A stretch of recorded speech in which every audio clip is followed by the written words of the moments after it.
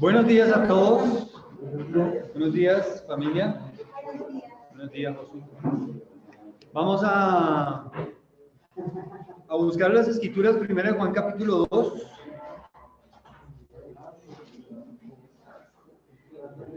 Versículo 15.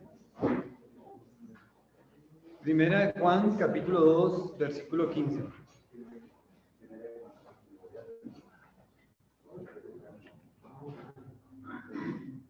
Primera de Juan, capítulo 2, versículo 15.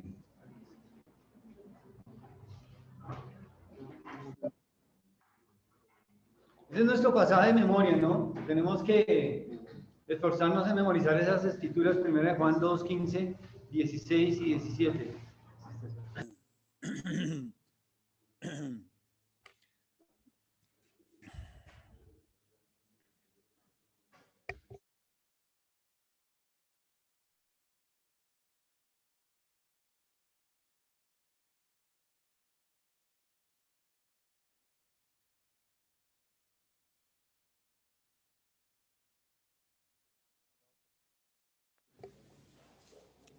Primera de Juan, capítulo 2, versículo 15, vamos a buscar, mis hermanos, por favor.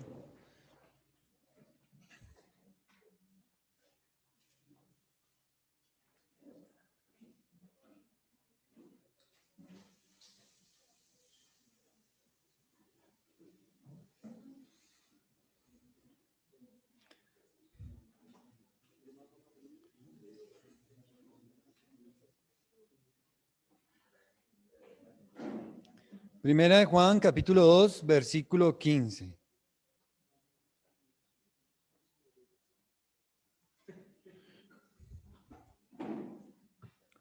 No améis el mundo, ni las cosas que están en el mundo. Si alguno ama al mundo, el amor del Padre no está en él, porque todo lo que hay en el mundo, los deseos de la carne, los deseos de los ojos y la vanagloria de la vida, no proviene del Padre, sino del mundo.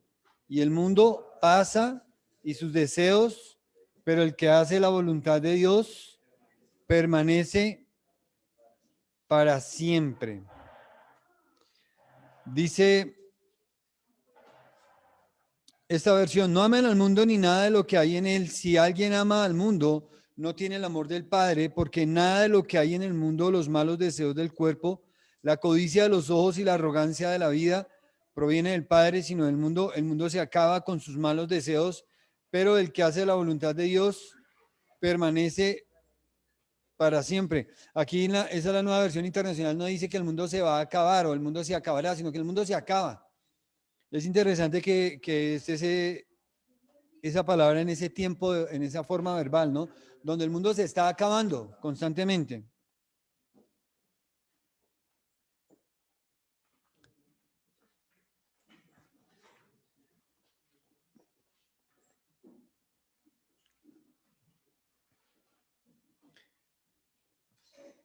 Muy bien, vamos a continuar. Hay dos puntos. Hay dos puntos que hemos venido manejando en nuestro estudio.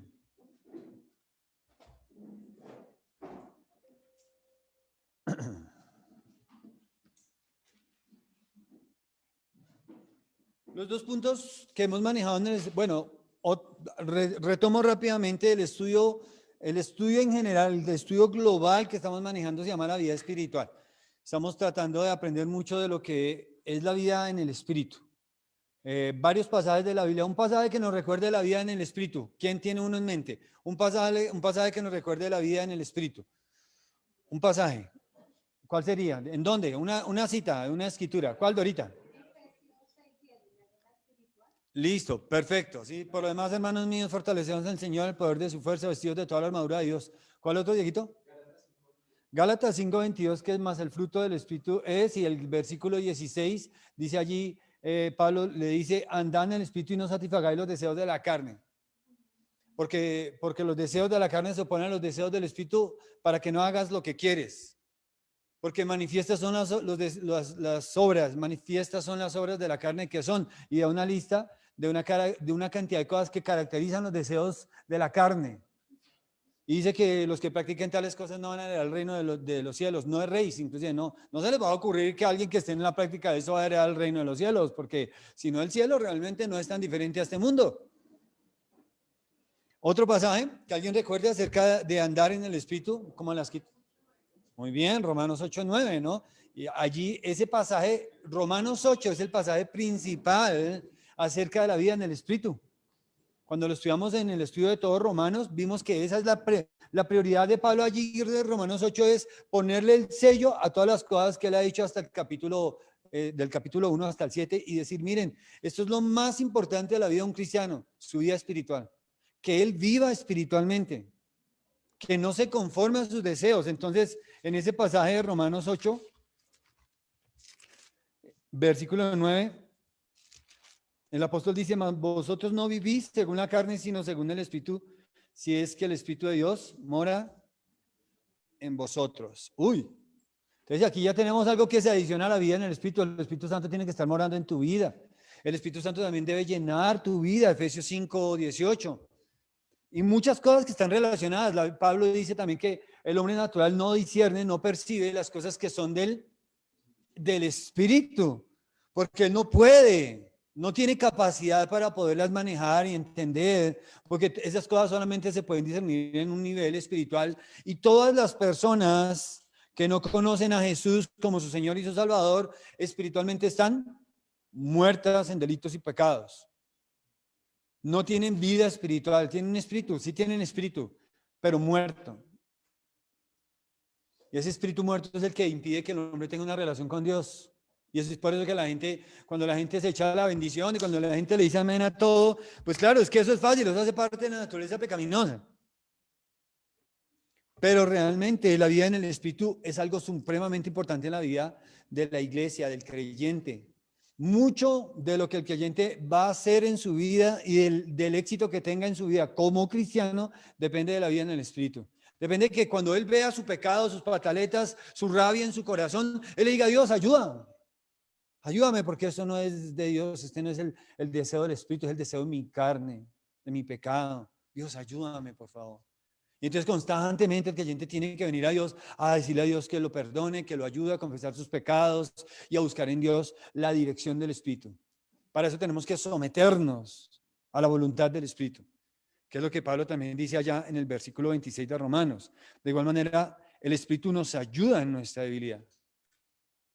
Pues, ¿qué hemos de pedir como conviene? No lo sabemos. Pero el Espíritu mismo intercede por nosotros, con gemidos indecibles. Mas el que escudriña los corazones sabe cuál es la intención del Espíritu, porque conforme a la voluntad de Dios, el Espíritu intercede por nosotros. Qué interesante, ¿no? Muy bien, estamos mirando dos puntos. Hemos visto acerca de la definición bíblica de lo que es el mundo. Hemos visto el uso de esta palabra en las Escrituras y cómo tenemos que tener en cuenta nuestra relación, porque debido a esa ignorancia de conocer el significado bíblico de la palabra mundo en las Escrituras, nosotros a veces pensamos que somos muy espirituales cuando nos alejamos de todas las personas. O cuando dejamos y rompemos todas nuestras relaciones con las personas de este mundo. Imagínense entonces cómo nos están viendo ellos. ¿A quién le va a dar ganas de llegar a Cristo? O cuando nosotros nos volvemos las personas sentenciosas y prejuiciosas que vivimos condenando a los demás y señalándoles, cogiendo su pecado, así en toda la cara se lo restregamos constantemente. La intención del Espíritu también es que esas personas lleguen a conocerle y Dios quiere que nosotros seamos instrumentos para eso. Por eso necesitamos mucho de la vida espiritual y tenemos que tener cuidado con darle un significado incorrecto, no bíblico a la palabra mundo. Y hemos mirado varias escrituras en relación con eso. Acuérdense que todas las enseñanzas respecto a ese tema quedan allí en el muro de Facebook de la iglesia, así que si alguien quiere mirar algún tema en particular, pues busca allí la enseñanza, me puede preguntar y yo digo más o menos cuándo la vimos, porque siempre están quedando allí con los nombres, ¿no? La vida espiritual y sus enemigos. El primer enemigo espiritual que estudiamos cuando empezamos este tema de los enemigos de la vida espiritual es el diablo. Y es el enemigo número 1. Pero no solamente hay un enemigo número 1, hay un enemigo número 2. En lugar, en posición y en poder o en eficacia en lo que el mundo hace realmente. Muchas personas han fracasado en su vida como cristianos. Muchas personas que recién estaban comenzando su camino y estaban andando, fracasan por una sola razón. Porque se entregaron al mundo. Se vencieron en el mundo. Empezaron a amar al mundo. Empezaron a tener amistad con el mundo. Se conformaron al mundo.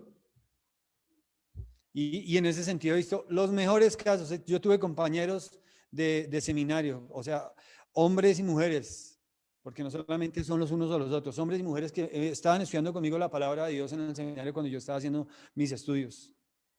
Y algunos de ellos no volvieron, dejaron. ¿Y qué pasó? ¿Qué les pasó?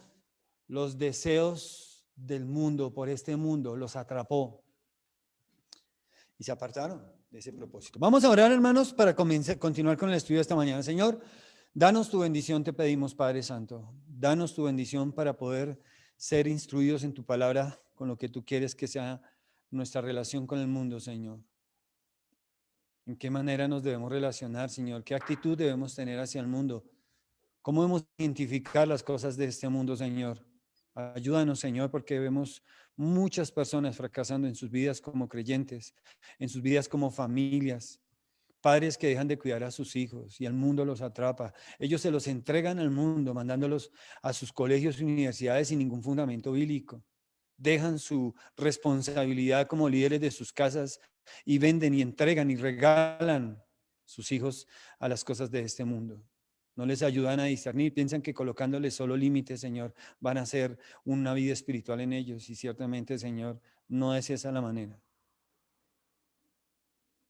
También te pedimos, Señor, para que nos des buen juicio acerca de lo que estamos estudiando y nos ayudes a ver en qué manera hacemos de aplicar, Padre, el estudio de tu palabra con respecto a este enemigo espiritual que es el mundo. Cómo nosotros debemos enfocarnos, Señor, cómo debemos cuidarnos. Además, ¿qué no deberíamos hacer, Señor? Así que queremos tener victoria sobre el mundo, Señor, pero no queremos tener la victoria que nuestra naturaleza nos dicta, Señor, o los legalismos o las cosas de este mundo señalan, Señor. Queremos verdaderamente ser espirituales, ser dirigidos por ti. Ayúdanos, Señor. Gracias por todos mis hermanos y mis hermanas en este tiempo. Bendíceles, Señor, a través de tu santa palabra. En el nombre de Jesús. Amén. Bueno, vamos a recordar el segundo punto que nosotros estamos estudiando. Es la victoria sobre el mundo.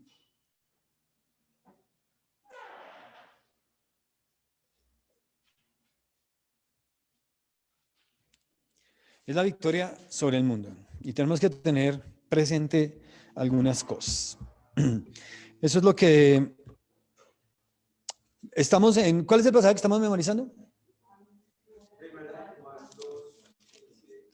Muy bien, gracias. Primera de Juan 2, 15 al 17.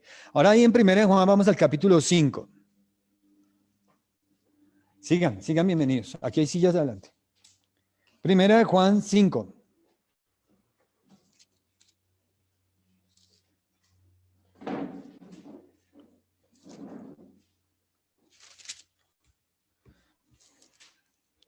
Todo aquel que cree que Jesús es el Cristo es nacido de Dios. Punto. Todo aquel que ama al que engendró también ama también al que ha sido engendrado por él. La relación y el amor entre los creyentes por la relación que tienen con el Padre en el nacimiento, ¿no? Acuérdense que nosotros vinimos a ser hijos de Dios por nacimiento espiritual. Antes éramos hijos de ¿quién? Espiritualmente, del diablo. Vosotros sois hijos de vuestro padre el diablo, le dijo Jesús a los fariseos, a los sacerdotes, porque los deseos de él quieren hacer. Es decir, que cuando yo examino mis propios deseos y miro hacia dónde están enfocando mis deseos, puedo revisar quién es mi padre. Puedo yo mismo hacer un juicio. No necesito que venga el pastor de la iglesia y se meta entonces en mi celular y en mis redes sociales para saber si soy un hijo de Dios o soy un hijo del diablo. Yo puedo hacer ese juicio fácilmente con las escrituras. Simplemente es oyéndolas y, oiga, venga, voy a hacer lo que dice aquí esta escritura. En esto conocemos que amamos a los hijos de Dios cuando amamos a Dios y guardamos sus mandamientos. Ese tema siempre fue recurrente en el apóstol Juan, ¿no? Amar a Dios igual obediencia, amor igual obediencia. Pasa entre los esposos. El esposo ama a la esposa, obediencia a su amor a su esposa, ¿no? Respeto, consideración, paciencia, ¿no? exclusividad. Y viceversa la esposa con el esposo, ¿no? Amor, paciencia, consideración, exclusividad. Solo él, no hay más. No hay más opciones.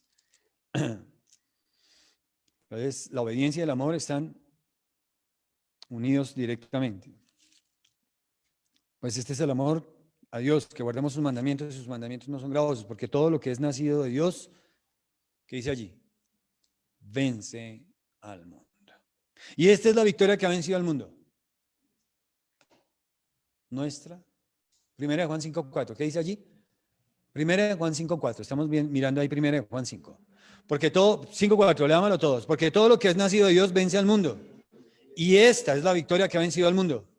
Nuestra fe. La Escritura nos dice que tú como cristiano andas por fe. No andas por lo que dice. Ay, pero es que una vez le pasó a alguien, ¿no? Ay, no, yo no le voy a pedir más a Dios por eso. ¿Por qué? Le preguntaba la mamá al niño. No, porque es que yo me la paso pidiéndole y no resulta nada.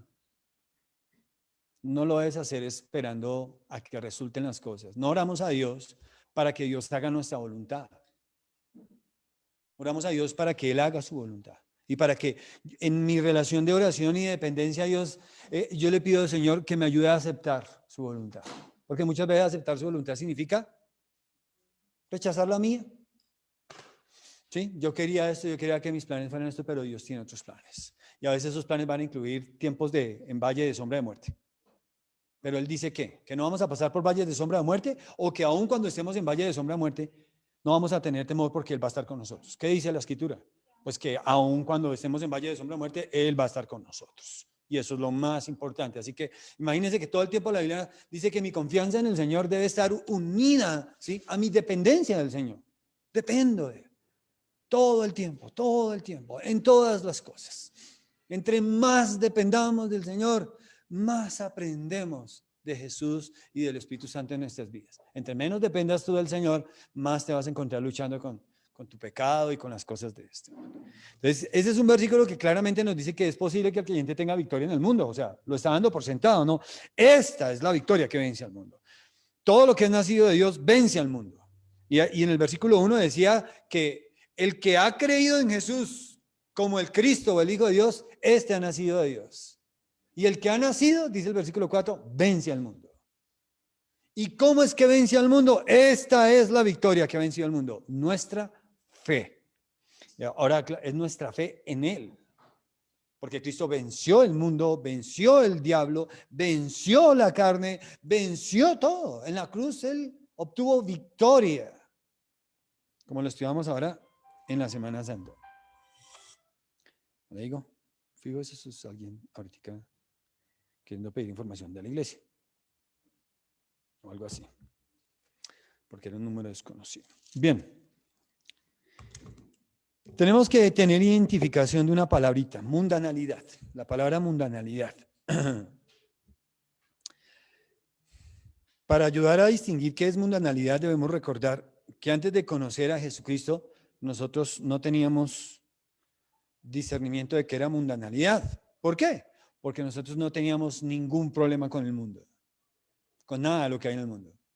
Entonces sí, no me gustaba todo el mundo, pero hay unos cosas que sí me gustaban. Eso es como cuando uno va a algún lugar, ¿no es cierto? ¿Qué fue lo más rico? Le pregunto a uno de sus hijos cuando sale con ellos de paseo. ¿Qué fue lo más rico del paseo? Y a veces ellos dicen, ¡oh, la comida! Bueno, la piscina. Cosas así. Hay algunas cosas que nos gustan, otras no. Cuando nosotros vivíamos en el mundo, no teníamos ningún problema con el mundo porque tampoco conocíamos nada de Jesucristo. Así que la relación con el mundo mía, antes de conocer a Jesús, era una relación despreocupada. No había ningún afán, ninguna preocupación. Yo vivía relajado, tranquilo. Normalmente el patrón de conducta que me dirigía en mi relación con el mundo es, si me decían, esto es malo, decía, pero todo el mundo lo hace. No debe ser tan malo. La mayoría de la gente lo hace. Entonces, si se trata de fumar, se trata de tomar, se trata de muchas otras cosas, todo el mundo lo hace. ¿Cuál es el problema? No puede ser tan malo si todo el mundo lo hace. Y esa era la mundanalidad en nosotros. La Biblia dice de todas maneras que cuando nosotros llegamos a Cristo, Hemos sido hechos una nueva criatura, que las cosas viejas pasan y que ahora todas son hechas nuevas. Según a los Corintios 5:17 dice esto. Así que de alguna manera ahora en mi relación con Cristo y por mi relación con Cristo, en esos dos casos, en y por mi relación con Cristo, ahora yo estoy en desacuerdo, en desarmonía. Ya no estoy compartiendo, ya no vivo en ese estilo de vida igual que vivía antes. A algunas personas les pasa lo siguiente, miren, el mundo, aunque es una influencia, casi siempre la señalamos en nivel externo, el mundo realmente es, todos tenemos algo de mundo adentro. ¿Por qué? Pues simplemente, hermanos, porque el mundo está hecho de personas y todo lo que hay en el mundo tiene que ver con la gente de este mundo. Entonces la gente de este mundo normalmente hace cosas malas y bravísimo, buenísimo, excelente, ¿no? No importa cuán depravado haya sido, no importa cuán degenerada sea la obra, la película, no importa cuán sucia, vulgar sea la canción, el mundo aplaude y ama lo suyo. Pero el creyente no tiene esta amistad, esta armonía con el mundo. Ahora el mundo en el que le rodea al creyente, que antes era parte de él, de sus deseos, de las cosas que él participaba, compartía, de lo que se reía, de lo que gozaba, ahora estas cosas vienen a ser en su vida algo que le estorban su andar con Cristo. Él ahora, antes nosotros hacíamos las cosas del mundo de manera normal, pero ahora vacilamos cuando vamos a hacer algo. ¿Será que es conveniente ir a ver la última película, un ejemplo, ¿no? De Sylvester Stallone? ¿Será? Oiga, ¿qué vamos a cine? ¿Qué vamos a ver? Una película de Sylvester Stallone. Uy, ¿en qué género se clasifica Sylvester Stallone? ¿Cómo eran las películas? ¿Será que es conveniente? No sé, dice uno, un creyente. Papi, me invitaron a cine. ¿Sí? ¿A dónde? ¿Qué van a ver? No, pues que una película. ¿Qué película? ¿Quién es el actor principal? No, que fulano o fulana de tal. Uf, Lady Gaga. Uy, no. No, hermano. Sí, nada que ver. No, dicen que se gastó un papelazo y le dieron premios. Oscar se ganó postulado un premio Oscar. De verdad, los premios Oscar son del mundo. Y el mundo aplaude, ama lo suyo, porque es de ellos. ¿Cómo lo van a ver raro, no? Entonces todo lo que hay allí, nosotros ahora vacilamos en lo que eran antes nuestras costumbres, donde antes actuábamos sin pensar, de una, o como decíamos, para las que sea. Ahora decimos, no, espérate, me invitaron. ¿Vamos a dónde? ¿Con qué? Los padres muchas veces, durante mucho tiempo, tenemos que estar ayudando a nuestros hijos a discernir eso porque ellos no lo discernen tan justamente. Tenemos que velar mucho por las amistades. ¿Con quién? Los familiares. ¿Qué influencia, no? Le están dando. Me acuerdo que había una relación, no voy a decir quién, pero había una relación donde a veces mis hijos, cuando iban a ese lugar, allá les daban todo lo que querían y hacían todo lo que querían. Entonces no era un lugar donde a mí me gustara mucho dejar a mis hijos por mucho tiempo, porque allá era un lugar donde no había ninguna restricción, ni en la televisión, ni en el comer. ¿Y qué quiere, papito, mamita? ¿Qué quiere? No. Ahora vacilamos porque esas cosas, sabemos, eso de manejar, no le va a dañar la personalidad al muchacho. No le vamos a dañar la personalidad, si se la vamos a arreglar. La disciplina hace eso, ¿no? Corrige al muchacho. Eso dice que hace la disciplina, lo corrige, lo guía, lo ayuda. Y es curioso, ¿no? Porque en los casos de los mayores problemas que tiene la juventud hoy en día tiene que ver con esa falta de dirección y sabiduría de las casas de los padres hacia sus muchachos. Algunos porque han sido abandonados, otros porque no hay padres que han ejercido ninguna autoridad o porque los padres han sido directamente una mala influencia. Así que al final de cuentas nosotros no deberíamos pensar, lejos esté de nosotros, hermanos, pensar que cuando disciplinamos a nuestros hijos estamos dañándoles o afectando el libre desarrollo de su personalidad. No, para nada. Dios no dice eso. Ese no es el pensamiento de Dios, ese es el pensamiento del hombre. No hay que dejarlo tan libre. porque en libertad él puede llegar a las cosas más aberrantes y perversas en su libertad. Hay más bien que enseñarle, hay que darle una orientación, hay que darle límites. Y hay que darle razones y hay que darle lo que se merece. Porque si es digno de confianza, pues hay que tener confianza. Si no es digno de confianza, pues no hay que tener confianza. Y hay que recalcárselo y decirle, tú eres quien te ganas tus premios o tus castigos. Mira a ver qué quieres. Pórtate bien, haz lo que es correcto y toma tus premios. Haz lo que es mal y toma tus castigos. Toma las medidas correctas, ¿sí? Así que nunca deberíamos sentirnos acomplejados si nosotros les estamos quitando el internet o no les damos el celular o no les dejamos tener todas las redes sociales que ellos quieren. No, eso no es ningún problemita. Ellos no necesitan eso. Verdaderamente no lo necesitan. Es algo adicional en sus vidas, pero si eso se lo vuelve algo que los está controlando y que los está impulsando a la desobediencia o a hacer cosas a escondidas, porque cuando alguien hace cosas escondidas, una cosa es cierta. Su conciencia le está diciendo que está mal. Cuando alguien hace algo a escondidas, la conciencia de esa persona le está diciendo que está mal. Por algo le está haciendo escondidas. Debe haber alguna razón por la cual lo hace escondidas, cualquiera que sea. A veces puede ser el engaño de su corazón. Así que, desde que nosotros llegamos a ser verdaderos cristianos, porque algunos piensan que fueron cristianos cuando se bautizaron, otros que cuando lloraron, ¿sí? Otros cuando se dieron golpes de pecho, otros cuando se arrodillaron, otros cuando los empujaron, otros cuando se cayeron y se revolcaron, ¿sí? Otros cuando saltaron de un avión y dijeron, Dios, ayúdame, ahora sí voy a ser un verdadero cristiano, y resulta que el paracaídas se abrió, entonces no se mató, entonces dijo, ahora sí voy a ser cristiano. Cosas así, hay gente que tiene unas experiencias súper dramáticas. Pero verdadero cristiano es aquella persona que ahora tiene una relación con Jesucristo, sencillamente.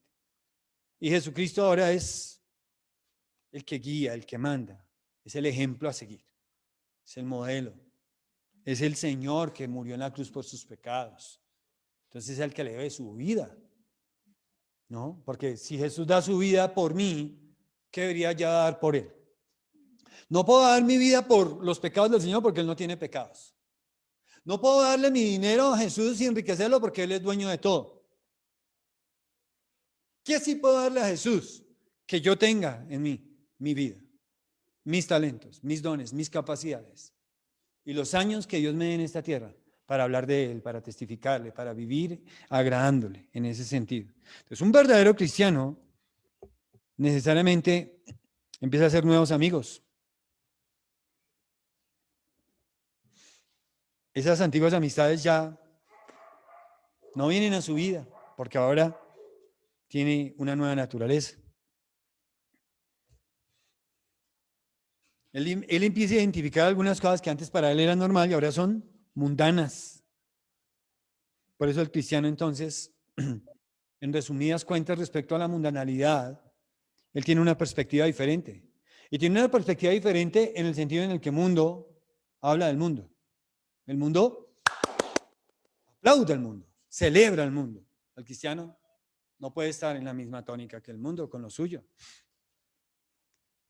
Tenemos una perspectiva totalmente diferente. Porque hoy en día nosotros vemos al mundo no a nuestro parecer. No es que ahora yo me volví un cristiano y ahora odio a toda mi familia mundana y a todos mis amigos mundanos con los que antes mundanamente compartíamos mundaneando. Todas las formas que uno pudiera utilizar la palabra mundo, ¿no? Indiscutiblemente, por eso el mundo tiene sus chistes, tiene sus cosas, sus actividades, tiene sus lugares de encuentro, ¿sí? Tiene sus rock al parque y tiene sus cosas, pues eso es un ejemplo de muchas otras cosas. Pero eso hace parte del mundo. Y la perspectiva que ahora manejamos nosotros los cristianos es una perspectiva bíblica, que se debe apoyar en lo que dice la Escritura. ¿Qué dice la Escritura acerca del mundo? Bueno, aquí en 1 Juan capítulo 2, versículo 15, dice que el mundo pasa, ¿no? Versículo 17, y el mundo pasa. Entonces, todo lo que hay en ese mundo, inclusive el mismo, ya saben que en la definición de la palabra mundo abarca también todo lo existente.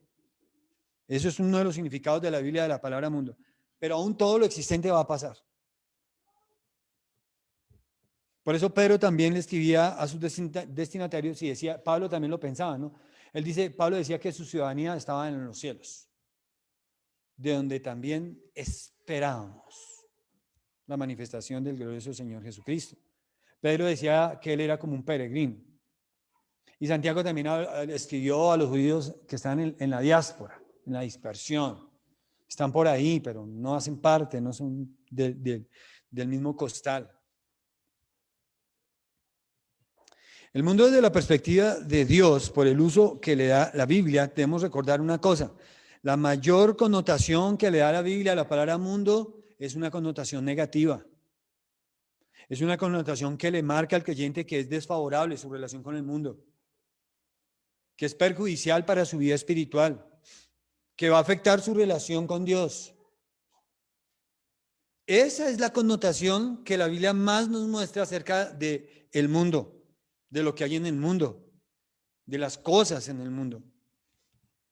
Por eso debemos tenerla presente. O sea, cuando hablamos de mundo, pongámonos en guardia. ¡Ah! Así nos decían, ¡en guardia! Era una orden que nos daban en el ejército. Y todos ahí como niños con los fusiles, nos acaban de hacer ¡ya! Porque en el ejército lo preparan a uno para estar alerta. Todo el tiempo entonces es órdenes y la milicia básicamente pretende en el soldado mantenerlo alerta. No puede ser un soldado que se la pase durmiendo. Tiene que ser un soldado que esté alerta, pero tiene que estar alimentado, tiene que dormir, porque tiene que estar alerta.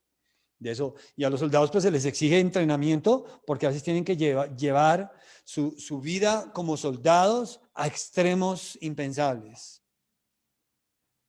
Y ellos tienen que prepararse para esas cosas, entonces tienen que prepararse para soportar mucho sueño, para soportar mucho cansancio, para tener que enfrentar diferentes cosas así.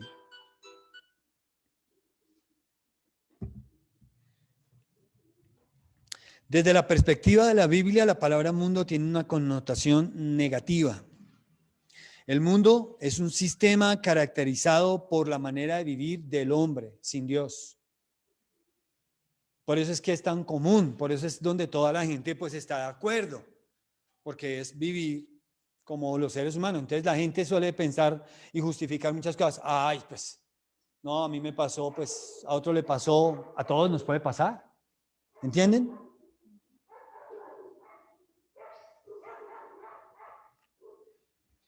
El mundo es el sistema caracterizado, el sistema de valores, de creencias que se caracteriza por el modo de vivir del hombre. El modo de vivir del hombre a veces le dice al hombre que respete a los demás, tolere a los demás. Pero hoy en día ya hemos llegado a un extremo. Miren, nosotros estamos siendo en este momento la sal que van a pisotear. Así que preparemos. Porque como no estamos siendo luz, y Jesús dijo que somos la sal y la luz de esta tierra, y que si no lo hacemos nos van a pisotear. Y eso es lo que está pasando ya. No fuimos sal, no fuimos luz, ahora nos van a pisotear. Ahora van a pisotear todo lo que creemos, todo lo que decimos. Van a venirse encima. Porque nosotros no hemos sido la influencia para ellos. Ahora ellos quieren ser la influencia para nosotros. La palabra mundo aparece en el Nuevo Testamento muchísimas veces. Implica lo que es malo o lo que es maligno a causa del pecado. Siempre eso viene en relación con el pecado. Miren, 1 Corintios capítulo 1, versículo 21. 1 Corintios 1, 21. Pues ya que en la sabiduría de Dios el mundo no conoció a Dios, mediante la sabiduría agradó a Dios salvar a los creyentes por la locura de la predicación. Ya que en la sabiduría de Dios el mundo no conoció a Dios. Así que todos esos dioses que hoy en día promueve el mundo no son el conocimiento, no vienen del conocimiento del verdadero Dios, son dioses falsos. Lo más seguro es que haya demonios detrás de ellos. Lo más seguro es que en muchos de ellos esté Satanás disfrazado como un ángel de luz, que es la manera en la que él tan astutamente, ¿se acuerda que estudiamos la estrategia número 1 de Satanás? ¿Cuál es? ¿Perdón? ¿Cuál es la estrategia número 1 de Satanás? Cuando estudiamos al enemigo número 1, la señalé, la enfaticé harto, hice un aviso así grande. La estrategia número 1 de Satanás es la falsificación. Tiene que ver con el engaño, desde luego, con la mentira. Pero es que la manera de engañar de él es muy hábil, porque él falsifica. Así que él es el duro falsificando billetes de 50,000 falsos. Él es buenísimo haciendo eso. Pero no solo eso, él también es bueno falsificando cristianos, falsificando pastores, iglesias. Hoy en día hay muchas cosas que dicen ser iglesias, pero están lejos de ser una iglesia según ¿según qué? ¿Según mi criterio? No, según los principios de la palabra de Dios en el Nuevo Testamento que me dejan ver claramente qué debe ser una iglesia. Entonces, por eso hoy en día se está diciendo, uy, una iglesia aprobó un pastor. ¿Qué pastor? Falso. Si aprobó eso es falso. Si es una iglesia que ahora está haciendo cosas y aceptando cosas que Dios prohíbe claramente en su palabra, entonces es falsa, falsa.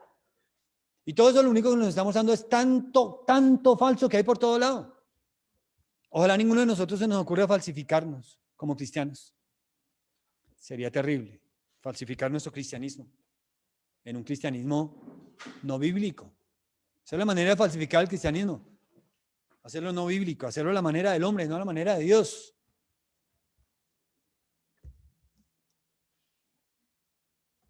Otro pasaje, Romanos 5:12. Romanos 5:12.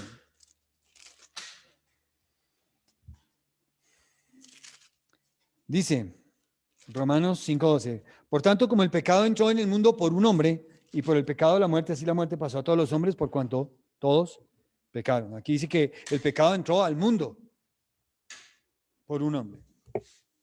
Y es debido al pecado que el mundo está contaminado. Todo lo que hay en el mundo está contaminado por el pecado. Todo.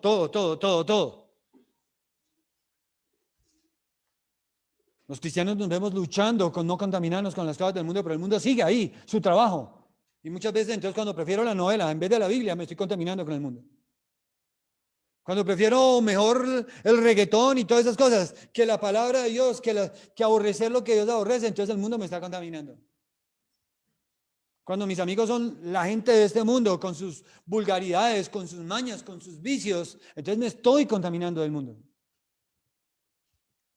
Y así constantemente. Segunda de Pedro 1:4 también, otra cita. Segunda de Pedro 1:4, antes de la primera de Juan.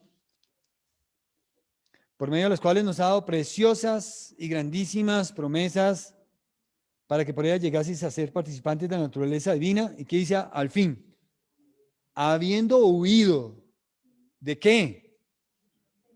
Corrupción que hay en el mundo. Segunda de Pedro 2:20. Ciertamente, si habiéndose ellos escapado de las contaminaciones del mundo, mire dos cosas que hay aquí, corrupción y contaminación en el mundo. Ciertamente, si habiéndose ellos escapado de las contaminaciones del mundo y del conocimiento, por el conocimiento del Señor y Salvador Jesucristo, enredándose otra vez en ellas, son vencidos, su postrer estado viene a ser peor que el primero, porque mejor les hubiera sido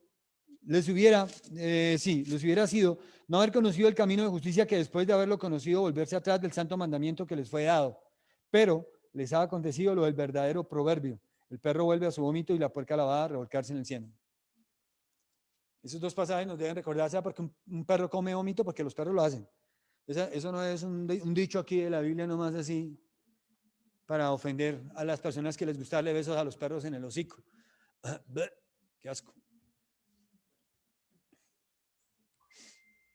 No es para eso. Los perros comen vómitos, ¿sí? Y los animales comen porquerías, ¿no? Comen carroña, a ellos les gusta eso. Oler y comer eso, lo comen, eso es naturaleza. ¿Y por qué el puerco, por más lavado, vuelve y se revuelca allá en el cieno? En toda su lavaza, en todo ese barro en el que el cerdo vive constantemente. ¿Conocen Porquerizas? Allá en Panaca hay un parque agropecuario muy bueno, ¿no? Bueno, no sé si todavía esté, no tengo idea, pero hace muchos años, muchos, porque José estaba así como tú de chiquito, como Mati, de pronto, no, como José, estaba un poquito más chiquito. Mi hijo Josué. Y fuimos allá y nos acercamos, vimos los cerditos, y eso allá los tienen lavaditos y todo, porque les echan agua todo el tiempo. Pero cuando usted se acerca allá, eso huele asqueroso. O sea, el olor, ¿y qué es eso que huele tan inmundo? Dicen, los cerditos. Y allá veía la marranita así de chiquita, ¿sí? Con todos cerditos allá comiendo allá. Hasta vimos una carrera de cerdos. Allá hay un cerdódromo. Vimos una carrera de cerdos. Y los cerdos hablan, ¿sabían? Ese día nos dimos con Josué cuenta que los cerdos hablan. Hicieron una carrera de cerdos, ¿no? Cada uno llevaba una camiseta de un equipo, de los equipos de Colombia, Nacional, Santa Fe, Millonarios. Iban así corriendo, y ¡rum! Ganó uno, y el que lo encontraba lo cogió y lo alzó. Miren, ganó el de Millonarios, ¿cómo ganó? Y entonces el señor lo cogía aquí y lo apretaba. ¡Uy, uy, uy! ¿Y qué? ¿Cómo fue que escogió? ¡Uy, uy! Es muy chistoso ver a los cerdos hablar. Estas referencias bíblicas que les he dado, 1 Corintios 1:21, Romanos 5:12, 2 de Pedro 1:4, 2 de Pedro 2:20, son solamente unas pocas referencias bíblicas que nos muestran que el sistema del mundo es un sistema impío. No vamos a poder tener santidad y piedad si nosotros mantenemos esta amistad, esta relación con el mundo no adecuada. Porque sí tenemos que relacionarnos, pero tenemos que tener cuidado. Ya vamos a ver cómo. La Biblia también nos deja ver claramente que el mundo es controlado por Satanás. En Efesios 2:2, por favor, acompáñenme, Efesios capítulo 2, versículo 2. Dice, en los cuales anduvisteis en otro tiempo siguiendo la corriente de este mundo. Veamos el 1. Y Él os dio vida a vosotros cuando estabais muertos. ¿En qué estaba muerto? En delitos y pecados delante de Dios, imagínense. Éramos delincuentes, porque un delincuente es el que delinque, el que comete delitos. Ese es un delincuente. Todos nuestros pecados nos hacen delincuentes delante de Dios. Él nos dio vida a vosotros cuando estabas muertos en vuestros delitos y pecados, en los cuales anduvisteis en otro tiempo siguiendo la corriente de este mundo, conforme al príncipe de la potestad del aire y el espíritu que ahora opera o gobierna en los hijos de desobediencia. Así que la Biblia nos dice que hay una persona maligna dominando el sistema mundo. Lo llama aquí el príncipe de este mundo, conforme al príncipe de la potestad del aire. Así se le titula a Satanás aquí, dice que él tiene gobierno sobre el mundo. Él es el príncipe. Todos los reyes, presidentes, están sirviendo solamente a dos posibles. Uno, al rey. Y para seguir al rey no pueden hacer otra cosa que seguir lo que dice su palabra. No hay otra, no hay otra. Otros están siguiendo al príncipe de la potestad del aire, al príncipe de este mundo. ¿Quién es? Satanás. Él es la persona que la Biblia llama diablo o Satanás. La Biblia dice que el carácter del diablo es malo, es depravado, que todo el tiempo Satanás se opone al carácter de la santidad de Dios, de la justicia de Dios, de la verdad de Dios, de la bondad de Dios, del amor de Dios. Por eso, algo malo que nos pasa es a veces interpretar el amor de Dios en términos solamente sentimentales y emocionales. Ay, el amor de Dios, ay, sí, tan bonito. No, el amor de Dios es realmente algo muy, muy importante. El amor de Dios fue una decisión de su voluntad. Dios decidió amarnos a pesar de que nosotros lo odiábamos. Y cuando tú practiques el amor hacia alguien que te odia, que te rechaza abiertamente, que te desprecia, y tú le amas a esa persona a pesar de eso, y le amas con un amor voluntario, no a alguien obligado, no amenazado, sino con un amor voluntario, tal vez en ese momento empieces a entender un poquito lo que es el amor de Dios, porque ese es el amor que Dios nos mostró a través de su Hijo Jesucristo en Romanos 5:8. Dios muestra su amor para con nosotros en que siendo un pecadores, Cristo murió por nosotros. Y ese amor, ese es el amor ágape, que es un amor sacrificado de la voluntad. Dios no decidió amarnos porque éramos buenos. Por eso es que tampoco nunca nos va a dejar de amar, porque no nos amó cuando tú eras bueno, cuando estabas haciendo tus porquerías y todas las cosas que hacíamos, las mentiras y las cosas escondidas. Cuando teníamos ese corazón lleno de odio, de amargura, de resentimientos, Dios te amaba. Imagínate. Entonces nunca Dios nos va a dejar de amar. Pero un día los hombres que desprecien su amor van a tener que experimentar estar separados de la bondad de Dios.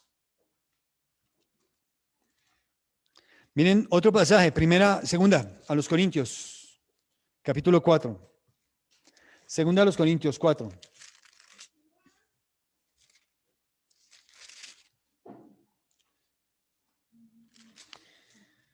En los cuales, 4:4 de segunda a los Corintios, en los cuales el Dios de este siglo cegó el entendimiento de los incrédulos para que no les resplandezca la luz del evangelio de la gloria de Cristo.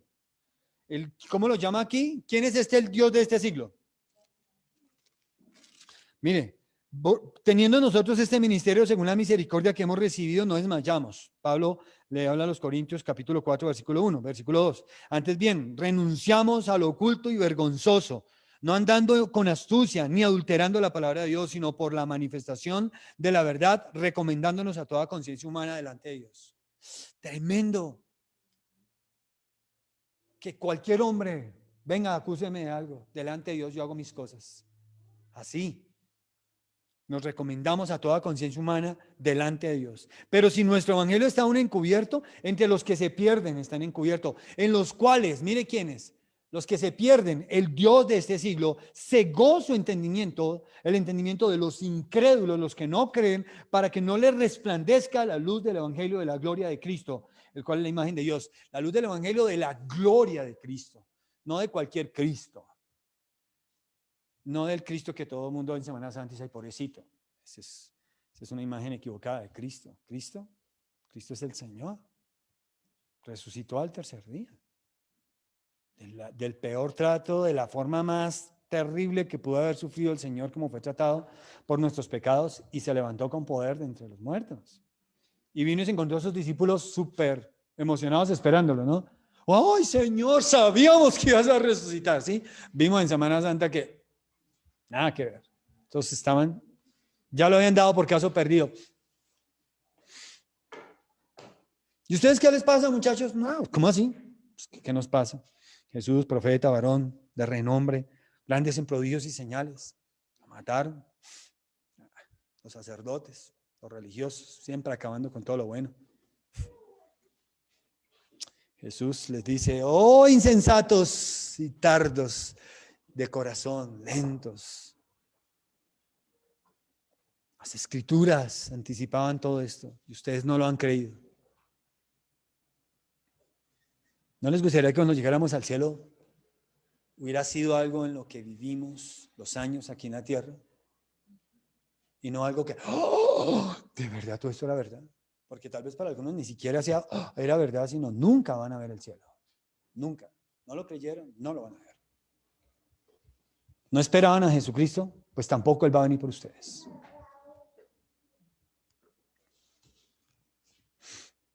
Aquí la escritura en 2 Corintios 4:4 nos dice que la gente del mundo, en Efesios decía que los hijos de desobediencia, pero el apóstol Pablo ahora aquí llama a Satanás o al maligno el Dios de este siglo, y el Dios de este siglo o mundo enceguece el entendimiento de los hombres para que la luz del evangelio y la gloria de Cristo no les ilumine, no les salve. Es por eso que sus familiares no llegan al evangelio, hermano. Satanás los tiene ahí amarrados, atrapados. Si no velamos por esa gente, no vamos a ver nada. Velad y orad, velad y orad, velad y orad. Nunca vamos a saber cuánto nos faltó orar, a menos que empecemos a hacerlo ya.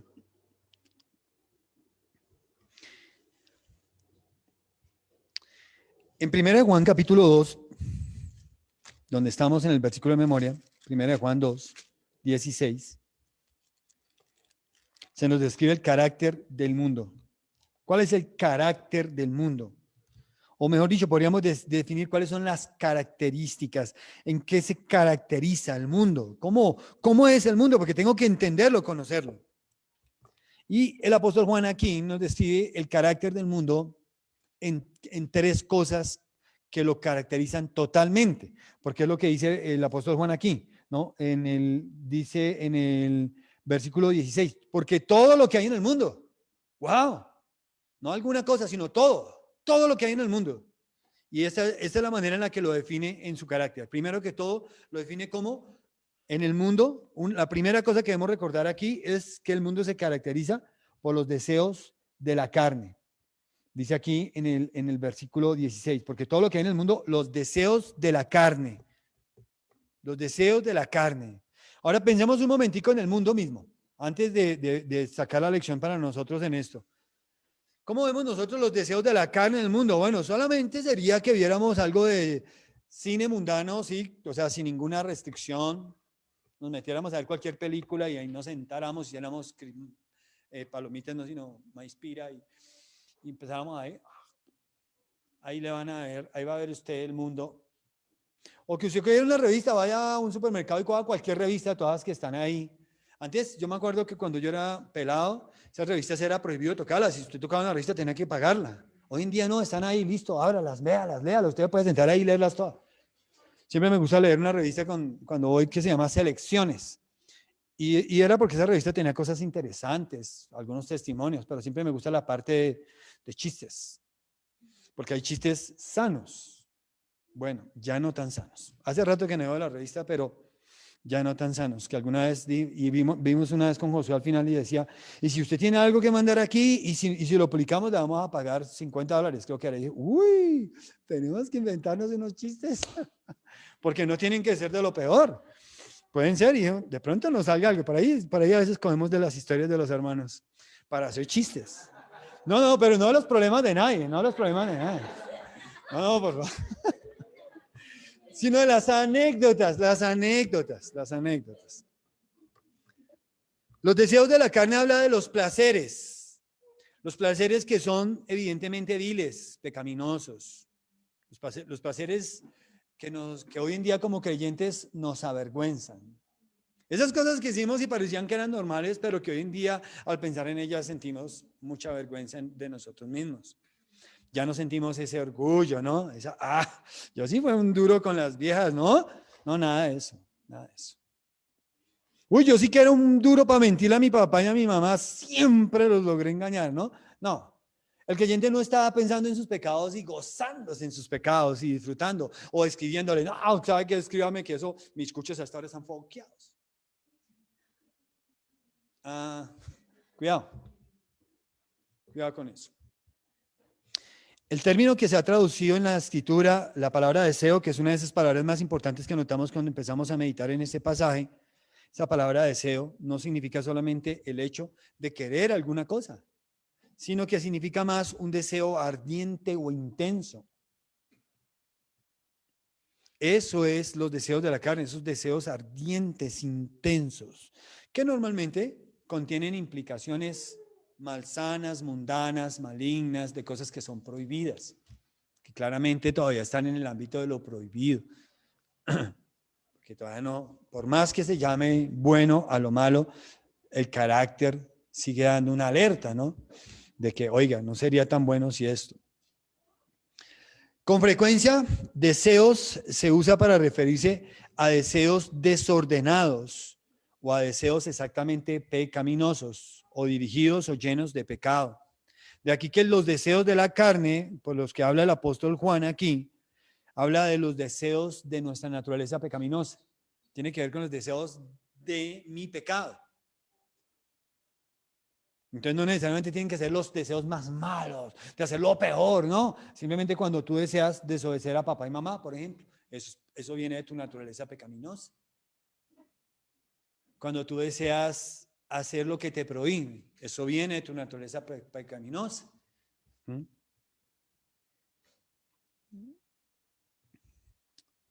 Entonces, los deseos de la carne son deseos incorrectos delante de Dios. Son deseos que no deben ser satisfechos.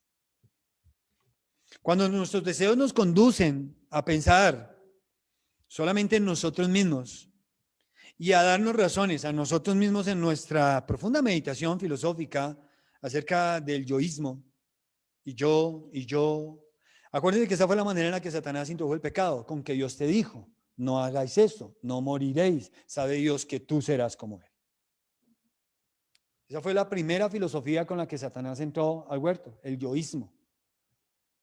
Egoísmo, de ahí viene la palabra egoísmo. Ego es griego, ego es yo en griego, ego.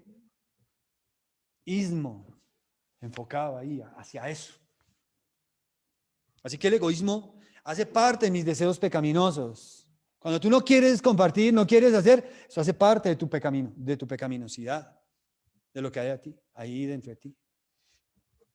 Cuando no quieres valorar el ministerio de otras personas, sus capacidades, sus anhelos, hace parte de tu egoísmo. Cuando sientes la rivalidad y el que, venga, me van a quitar, y ese hace parte del deseo pecaminoso de tu corazón. Porque si confiáramos en Dios, haríamos como Abraham.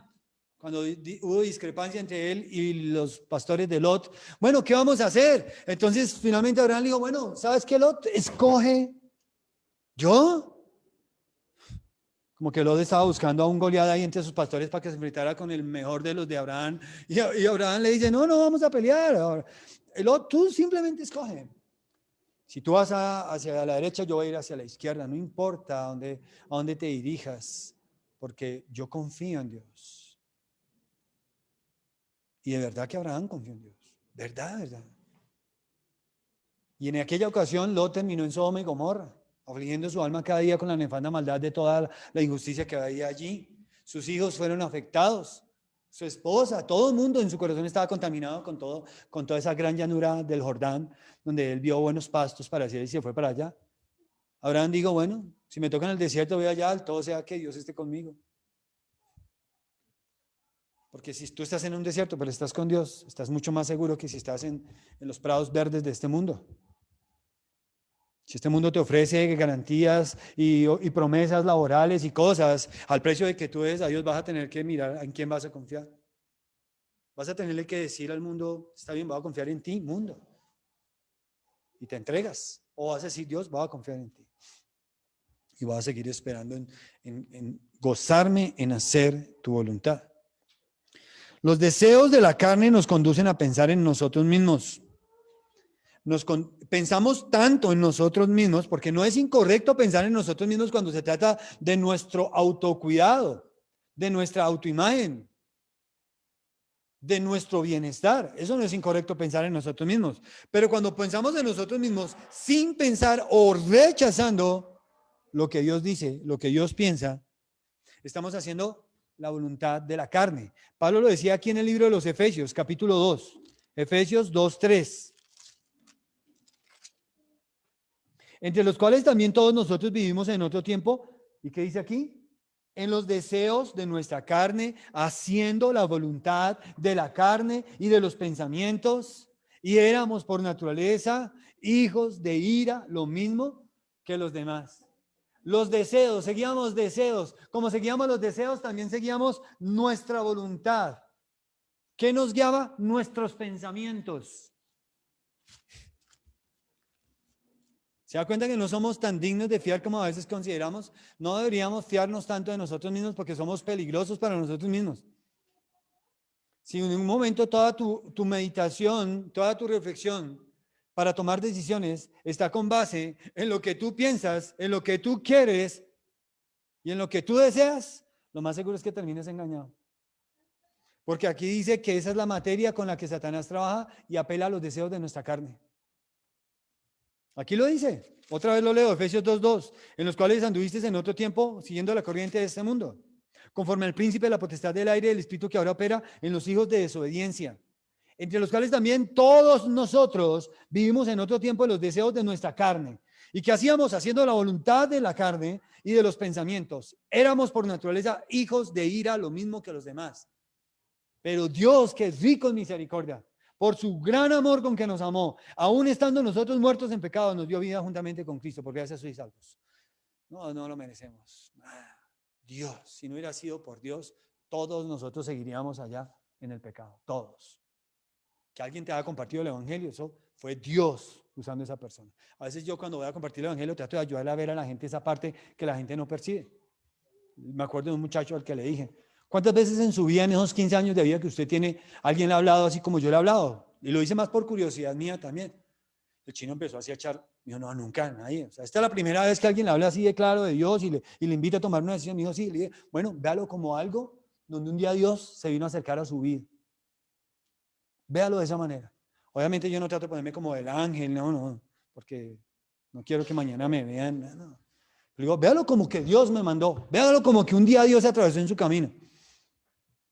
Hacerle cambiar de ideas, hacerle reflexionar respecto a lo que decía la palabra de Dios. Porque el muchacho me hablaba de creer en Dios como su mamá. ¿Y cómo era?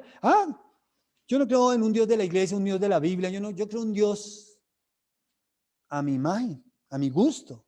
Ah, sí, le dije, ese es el quebrantamiento del segundo mandamiento, no te harás imagen de Dios. Y la gente se hace una imagen mental de Dios.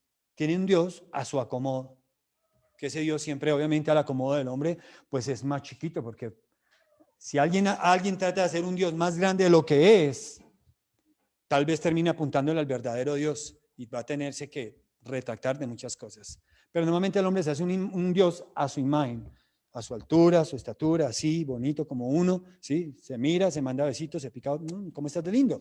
¿Sí? Ese es su Dios, el que le aplaude, el que le simpatiza con todo, el que está de acuerdo, el que nunca le da palmadita en la espalda y le dice, pobrecito, tú eres un muchacho luchando con la pornografía. No, no, no, no. Y claro, no le dice nada más, no le dice, oiga, eso es pecado, abominación delante de Jehová, usted está contaminando su corazón y ningún fornicario heredará al reino de Dios. Nunca viene, porque eso lo haría el Espíritu Santo, no lo haría su carne. Así que allí está la expresión de los deseos de la carne, explicada en las Escrituras. Ya miramos varias versiones donde hablábamos de que esos deseos están allí unidos a nuestras concupiscencias. Tenemos que, mire esta versión de la Biblia, como dice ese pasaje. Es fácil ver cuáles son las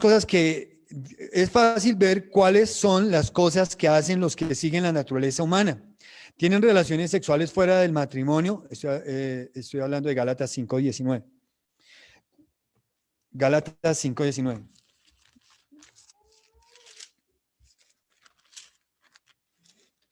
Leamos un momentico versículos 19, 20 y 21.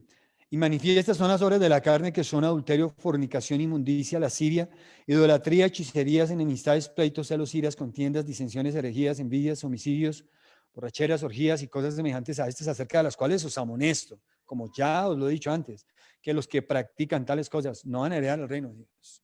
Miren lo que dice esta versión. Es fácil ver cuáles son las cosas que hacen los que siguen la naturaleza pecaminosa.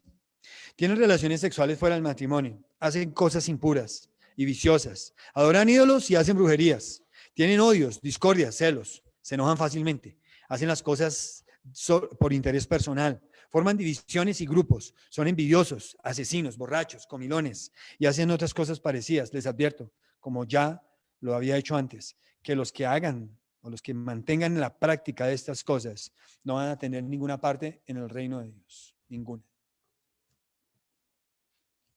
Wow, los deseos de la carne. Juan dice ahí en 1 Juan 2:16, porque todo lo que hay en el mundo, los deseos de la carne, al final ya vemos los deseos de los ojos y luego la realidad, pero dice, no proviene del Padre y sino del mundo, y el mundo pasa y sus deseos.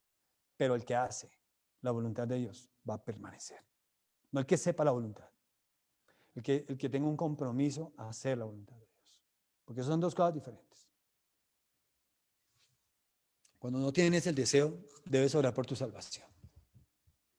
Empieza a orar por ahí. Yo no me atrevo a decir quién es o quién no es. La otra vez alguien me preguntaba reciente, pastor, ¿y será que Saúl fue salvo? Le dije, yo creo que no, pero como Dios es tan rico en misericordia, de verdad, no sabemos porque pues lo que pasa es que cuando nosotros tratamos de hacer una evaluación de esas, consideramos el todo en la vida de una persona, ¿sí?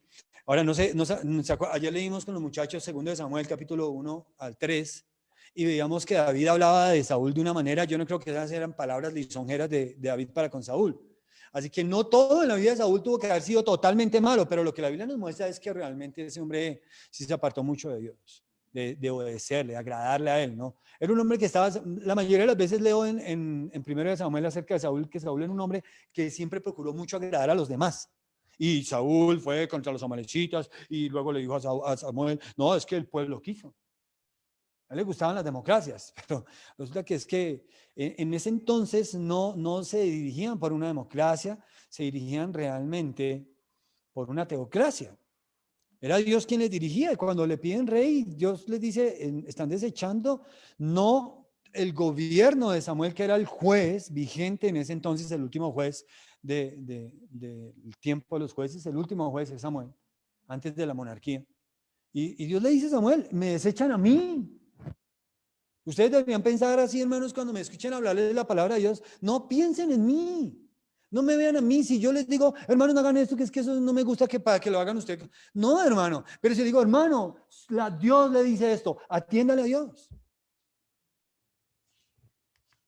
¿Cuál es la segunda manera en la que claramente vemos la manera en la que la Biblia nos define el carácter del mundo? La segunda manera, según 1 Juan 2, son los deseos de los ojos. Esa es la segunda característica que nos proporciona Juan acerca de cómo es el carácter o la esencia o las características del mundo. Apela a los deseos de los ojos. Porque algunos malos deseos no se expresan tan abiertamente como los deseos de la carne, que son adulterio. Me voy a entregar a esto, ¿qué? Y luego vienen los golpes de pecho. Ay, no, yo sé qué estoy haciendo.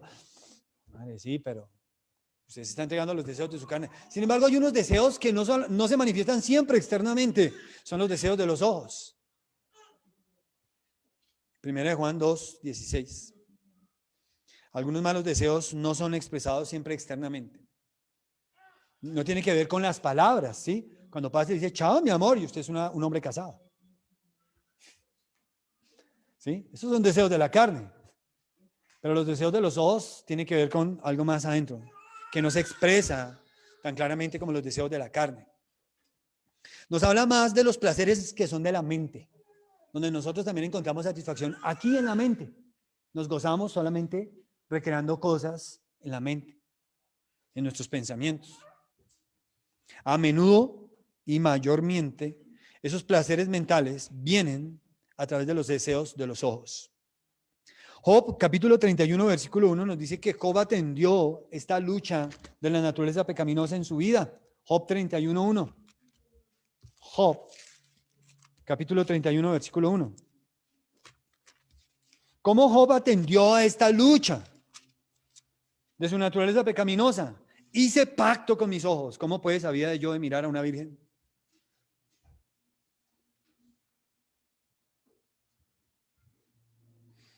Job ¿sabe qué se refiere? Hice pacto con mis ojos, cuando dice aquí Job 31:1, hice pacto con mis ojos, ¿cómo pues había yo de mirar a una virgen? Eso nos habla de que Job hizo un pacto con su pureza en su vida. Él tenía un pacto hacia sí mismo con ser puro, con evitar la impureza a través de su mente y sus pensamientos. Así que Job era un hombre que luchaba muy bien. No solamente luchó con lo externo, ¿no? Que son los deseos de la carne, no, con algo fuerte, interno que tenemos todos, con eso que nuestra mente y que hay que llevar de Dios. Estoy pecando porque estoy pensando en esto, Señor, perdóname. Estoy pensando con malicia acerca de mi hermano, perdóname. El mundo actual procura atraernos por medio de nuestros ojos constantemente. Todo lo que diseña Hollywood, todo lo que diseña las empresas de mercadeo, todo lo que se diseña en la publicidad, eso está fríamente calculado para pelear a nuestros deseos pecaminosos, la carne y los ojos. ¿Se ha dado cuenta cómo nos sirven un postre? Es algo muy bonito, muy atractivo. Un plato, un lindo plato, un lindo cubierto, ¿sí? Algo que se ve allí, pequeñito, con una salsita rica. O sea, eso es, ¡ay, qué rico! O sea, y no solamente, usted ya lo saborea y le da una calificación sin ni siquiera haberlo probado. Usted dice, se ve delicioso. El mundo trabaja fuertemente en atraernos a cosas malas y pecaminosas a través de los deseos de nuestros ojos. El mundo utiliza colores brillantes y llamativos que procuran atraer la atención nuestra hacia cosas prohibidas, sucias, hacia cosas sutiles, hacia revistas. Hoy en día tenemos que tener cuidado, las revistas donde se están vendiendo productos, esas revistas eso tiene una cantidad, eso se llama pornografía suave. Porque está dirigido en ver personas desnudas. O sea, mire, si usted sabe que uno va todavía a un lugar público y no tiene que tener pudor en muchas cosas, porque no es que los deseos de los ojos. Vivimos en un mundo donde la gente vive de esto. Deseos de los ojos, deseos de la carne y la vanagloria de la vida. Constantemente. Entonces, ¿cómo nosotros vamos a evitar atraer eso? Tenemos que tener mucha prudencia, ¿no? En cómo nos vamos a vestir, en cómo vamos a ir a un lugar y cómo vamos a participar. Todo eso. Porque el mundo está diciéndonos que hay muchas cosas que no están mal. No están mal. No tenemos que verla como algo sucio cuando están sucias. No tenemos que verlas como algo prohibido cuando es permitido. Por medio de nuestros ojos, el mundo trata de atraernos hacia su propia manera pervertida de vivir. Y esa es la apelación a los deseos de los ojos. Atraernos hacia la manera de vivir del mundo. Entonces pensemos un momentico, ¿en dónde nosotros vemos una fuerte influencia de la sociedad que apela a los deseos de los ojos? Fuertísima, miren, tal vez los que más, en un momento de nuestras vidas, cuando más luchamos con eso es en la juventud, cuando pensamos siempre en que no estamos a la moda, porque los otros me ven. El mundo pone su confianza en lo que ve. El cristiano pone su confianza en su temor a quien no puede ver, pero que existe y que está allí. Es el Señor. Los cristianos conocemos a alguien que es posible conocerle verdaderamente, personalmente, profundamente, tanto más deseemos de Él. La Biblia dice, deleítate en Jehová, deleítate en Él y Él te concederá muchas peticiones en tu corazón. La petición más fuerte que debería haber en todos nosotros es conocerle mejor. En todo su esplendor, en toda su gloria, en toda su majestad, en toda su santidad, en toda su justicia, en toda su verdad, en todo. Porque es que es esto la manera en la que yo termino apartándome de muchas cosas que sé que no están de acuerdo con el carácter de Dios. Segunda a los Corintios 4:18. Vamos a terminar. Segunda a los Corintios 4:18. No mirando vosotros las cosas que se ven, sino las que no se ven. Pues las que se ven son temporales, pero las que no se ven son eternas. ¿Vea usted? Si todo lo que nosotros tuviéramos en la vida fueran las cosas de este mundo, yo les aconsejaría a todos, no, disfrute. Deje a sus muchachos disfrutar, pobrecitos. ¿No es que no tienes más? Uno se muere y ya todo se acaba, deja de existir totalmente. Hay que dejarlos que exploren, que conozcan, que prueben si todo lo que hay es este mundo. Y es una cosmovisión realmente, es una manera de ver la vida para muchas personas que solamente conciben su existencia en los términos de las cosas de este mundo. La cosmovisión que creó la filosofía griega, que nos hablaba del cosmos como donde se contienen todas las cosas. Y que todo lo que hay está ahí dentro del cosmos. Entonces usted debe disfrutar lo que más pueda de la vida, profesando y practicando el hedonismo. Que la filosofía del hedonismo es el deseo de tener placer todo el tiempo, de que tú te des gusto en todo lo que quieras. Eso es hedonismo. Si una persona enfoca su vida en su propio placer, es una persona hedonista. O una persona egocentrista, que centra todo en su vida en sí mismo. En él, en lo que él quiere, en lo que a él le parece, en lo que a él le gusta.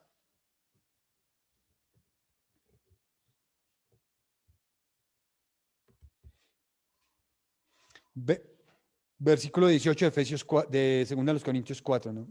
No mirando nosotros las cosas que se ven, sino las que no se ven. ¿No les parece como paradójico que Pablo escriba aquí, miren lo que no ven? ¿Por qué? ¿Por qué piensan que el apóstol Pablo dice aquí, no mirando nosotros las cosas que se ven, sino las que no se ven? ¿Cómo podemos ver lo que no vemos? Claramente esto nos deja ver que no todo lo que nosotros vemos es lo que nuestros ojos nos dicen. Nosotros hay muchas cosas que miramos sin comprobarlas con los ojos. ¿Qué tan seguros estamos del mercado financiero? ¿Qué tan seguros del mercado financiero? Entonces usted mira el mercado de acciones. Usted mira los bancos, ¿cómo están? Y usted se fía de eso. Y usted lo mira. Pero usted no conoce ni al presidente del banco, ni al vicepresidente comercial. Mira ahí. Usted no sabe los estados financieros del banco. Bueno, usted no sabe. Usted no sabe qué está haciendo la empresa. Muchas cosas que nosotros sí miramos, no los hacemos exactamente porque las vemos con los ojos. Algunas veces eso se suele interpretar como el sexto sentido, ¿no? Que especialmente las mujeres son como más intuitivas. Realmente no es un sexto sentido, sino que es la intuición que existe. Pero no solamente las mujeres son intuitivas, también los hombres son intuitivos. No todos. Pero también tienen, venga, ¿sabes qué? No pasemos por este lugar porque puede ser peligroso. ¿Pero por qué? Yo siempre paso por acá. No importa que pases por acá, mejor no lo hagamos. Y tú estás mirando algo que no son tus ojos los que te están guiando. El mundo pone su confianza en lo que ve. El cristiano pone su confianza en quien no puede ver con sus ojos, pero a quien puede conocer por medio de la fe. El apóstol Pablo nos dice aquí la manera correcta de concebir nuestros valores cuando él dice que no debemos mirar nosotros las cosas que se ven. Y esa es la razón por la cual no debemos fiarnos de los deseos de nuestros ojos. No debemos seguir eso. Pues las cosas que se ven, dice aquí Pablo, son temporales, pero las cosas que no se ven son eternas. Tú tienes un alma, todos aquí, todos los presentes, seres humanos hechos a la imagen de Dios, no, esa es la cosmovisión bíblica. La cosmovisión del mundo es seres humanos que vienen de otros seres de los que han evolucionado. Bueno, las dos son dos formas de creencia, no son ciencia. Ni la fe bíblica es una ciencia que se puede comprobar, porque no tenemos cómo comprobar esto, pero tenemos un documento muy fiable como la Biblia que nos lo dice. Y la Biblia es un documento muy fiable como documento. O sea, la Biblia tiene un carácter veraz que es tan reconocido y respetado por la ciencia, historiadores, arqueólogos. Nos dicen, la Biblia, así hay mucha gente que pelea con ella y no le guste, la Biblia es la verdad. La Biblia dice la verdad, siempre lo hace. O una cosmovisión que dice que en algún momento todo empezó a surgir cuando dos cosas que no se sabe de dónde vinieron, pero que obviamente ya existían, porque si no, ¿cómo hubieran dado origen? Se estrellaron y hubo una gran explosión y luego de allí pues empezó la existencia de todas las cosas, del universo y de todo lo que hay. No, bueno, lo cierto es que la teoría del Big Bang, que todavía es mucho más profunda que eso que he mencionado, no concuerda mucho con la realidad. Ayer veía una película interesante que hablaba de una señora que fue premio Nobel 2 veces de química, que ese no es un premio Nobel que le dan a cualquiera, ¿no? Como el premio Nobel de la Paz. Pero bueno, premios Nobel serios, como el de química, como el de medicina, ¿no? A ella le dieron un premio Nobel de eso, es una mujer muy inteligente. Pero ella fue la que descubrió el elemento del radio y a través de su ciencia y sus estudios se conoció la radioactividad, se hicieron las radiografías y una cantidad de cosas, pero también se hicieron las bombas. Y se muestra todo el daño. Y en un momento muestran cómo ella y su esposo, que los dos eran científicos, concebían el alcance de este descubrimiento y decían, mira, la humanidad lo puede hacer para el bien o para el mal. Lastimosamente, nosotros no podemos controlar para qué lo van a utilizar. Y ciertamente lo han usado para lo uno y para lo otro. Para las dos cosas. En fin, hubo cosas en su vida que no estaban muy bien asentadas en su vida debido a que no tenía una cosmovisión bíblica. Aquella apuntaba solamente a lo que podía evaluar en el recinto de un laboratorio. Y obviamente allí Dios no cabía. Pero es curioso, ¿no? Le pasa a las personas que van a un bosque. Vamos a ver un bosque. Mira, vamos a hacer el siguiente ejercicio mental. Nos vamos a ir todos en este momento, cerramos nuestros ojos y nos viajamos a un bosque Llegamos al bosque, ¿sí? Listo. Estamos haciéndolo mentalmente, entonces los ojos cerrados. Llegamos al bosque, ¿listo? Alguien te va a coger de los hombros y te va a empujar. Muy, muy cuidadosamente para que no te golpees con nada. Y te va a poner al frente de un árbol muy, muy, muy antiguo que es muy, muy ancho, ¿sí? Y luego, después de dejarte con el árbol casi en las narices, te va a decir, abre tus ojos y mira el bosque. ¿Qué va a ver esa persona? ¿Va a ver el bosque? No va a poder ver el bosque porque está tan cerca al árbol que no tiene cómo ver el bosque. Y así le pasa a la ciencia hoy en día. Se concentran en cosas tan pequeñas y se concentran que se ponen tan cerca a esas cosas que dejan de ver el resto de las cosas. Y como no las ven, pues creen que no existen. Pero claro que existen. Claro que están ahí. Al último, el apóstol Pablo nos habla de la vanagloria de la vida, como el carácter de las cosas que hay en el mundo. ¿Cuál es el carácter del mundo? Pablo dice, Juan lo dice en 1 Juan capítulo 2, versículo 15 al 17. No améis al mundo ni las cosas que están en el mundo. Si alguno ama al mundo, el amor del Padre no está en él. Porque todo lo que hay en el mundo, los deseos de la carne, los deseos de los ojos y la vanagloria de la vida no proviene del Padre, sino del mundo. Y el mundo pasa y sus deseos, pero el que hace la voluntad de Dios permanece para siempre.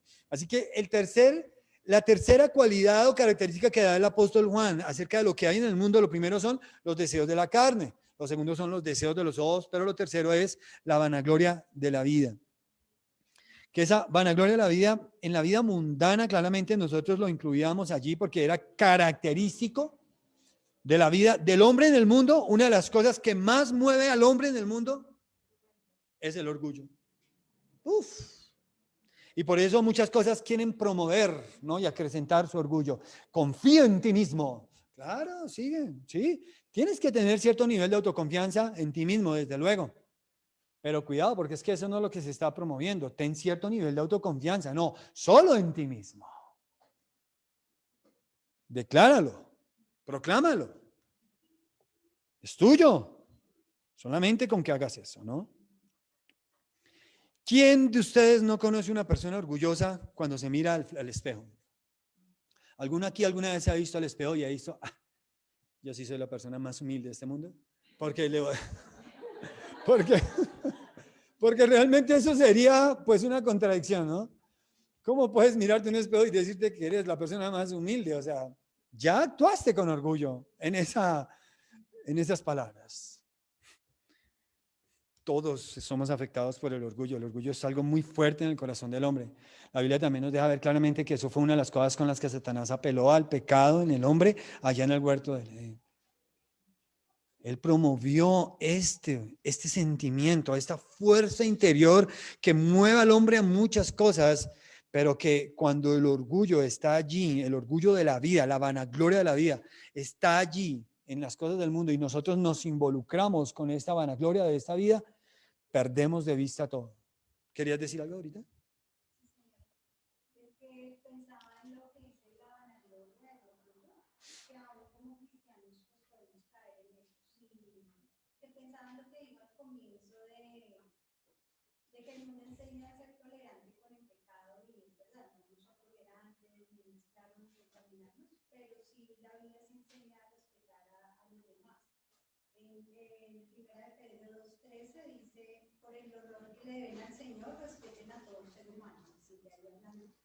Pero pensaba que es algo que también debemos tener presente porque si tenemos orgullo como cristianos, pues también podemos caer en animar a los incrédulos del evangelio, que es lo que la pastora trató de mostrarles